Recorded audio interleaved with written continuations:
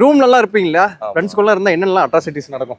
அந்த சமைக்கிறது வந்து பெரிய அட்ராசிட்டியா இருக்கும். ஃப்ரம்ல இருந்து முடிக்கிற வரைக்கும் என்ன சமைக்கலாம்னு ஆரம்பிச்சோம் அப்படியே அது ஒரு 1.5 hour கிட்ட யோசிச்சு மண்டை வெடிச்சு திரும்ப அதை சமைக்கிறதுக்குள்ள நீ சமைக்கிறேன் நான் சமைக்கிறேன்னு பேசி அதுக்குள்ள ஹெல்ப் பண்றப்ப நிறைய எதிர்பார்த்து உப்பு போட சொன்னா மஞ்சள் போட்டு மஞ்சள் போட சொன்னா உப்பு போட்டு நல்லா நிறைய பண்ணா இருக்கும். பல்லாருக்கும் ஒரு வழியை நீங்க தான் சாப்பிடுவீங்களா அதை? ஆமா ஆமா. சரி, இப்ப ஹாஸ்டல் லைஃப் வந்துட்டீங்க, திடீர்னு வீட்டுக்கு போயிட்டு நம்ம சொந்த ஊர்ல அம்மா கையில சாப்பிடும் போது அந்த ஒரு ஃபீல் இருக்குங்களா? அது அடிச்சுக்கவே முடியாது. அது அவ்வளவுதான். அது அம்மா கம்பேரிசன்லாம் எதுவுமே இல்லை. நீங்க ஹாஸ்டல்ல எங்க போனாலும் அந்த அம்மா சாப்பாடு அப்பா சாப்பாடு தான். ஓகே, இந்த புரிதல் எப்போ வந்துச்சு உனக்கு?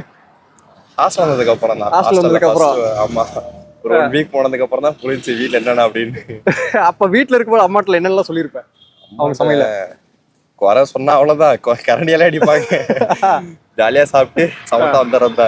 Okay okay okay, super super. Anyway எல்லா ஹாஸ்டல் பாய்ஸ்க்கும் இருக்கக்கூடிய ஒரு ட்ரபிள் என்னன்னா யார் சமைக்கிறது. அதான் அதேதான், என்ன சமைக்கிறது, யார் சமைக்கிறது.